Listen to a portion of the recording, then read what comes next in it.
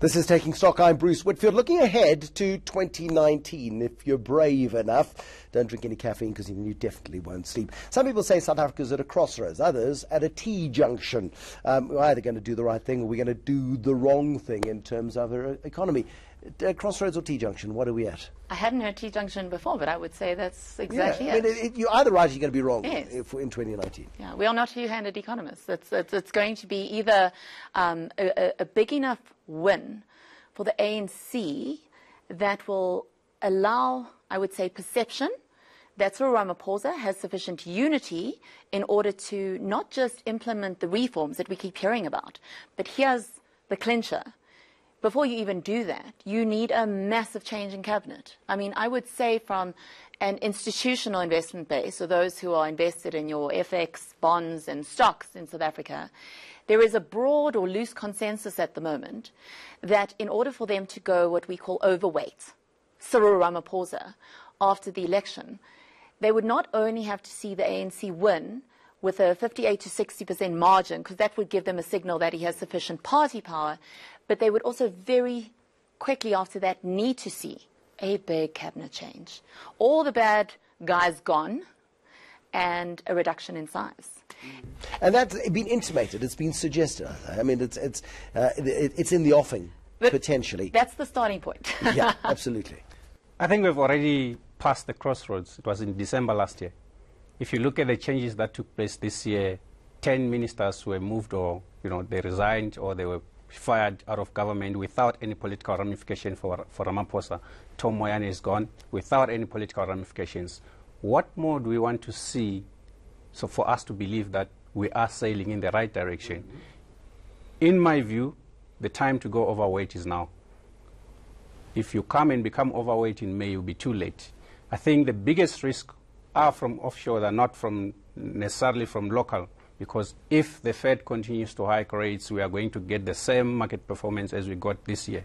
The JSE is down 12% in the year to date, because primarily of what comes out of offshore, which changes risk appetite towards emerging market. And if you don't get a change in risk appetite which favors emerging market next year, it's not going to matter what we do locally for our market. Sure, but what you're suggesting is courageous investors, courageous South Africans put money on the future of this country based on the evidence of change that we've seen manifest over the last 12 months. That's correct. And you assume that that can continue That's correct. Next year. The one investor in the early 90s that took the same approach, Brian Joffe, he invested in this country before a new ANC government came into power without knowing how they were going to behave from a policy point of view.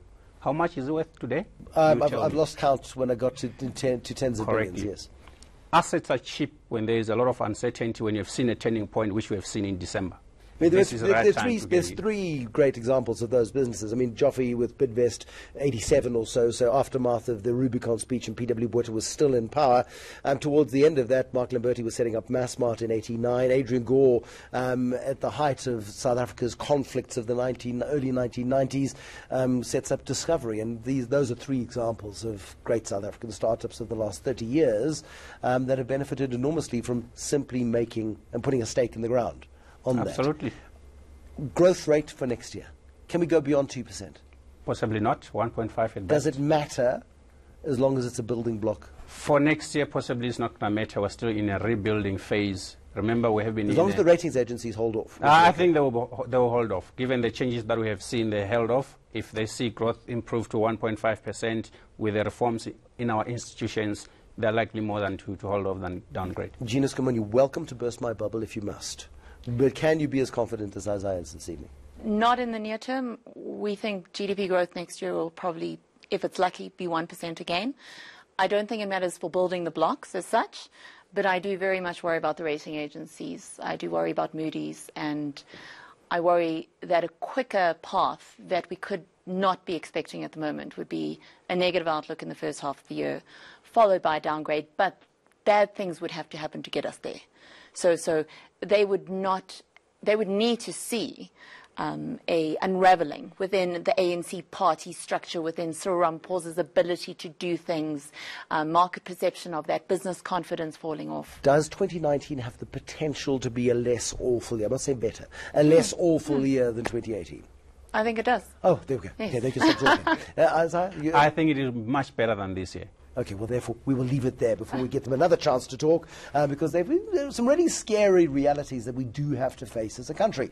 We've got some really tough problems we have to resolve, and those tough problems, unfortunately, are interwoven with our politics. It's just a reality of life, and there's no way of getting around it.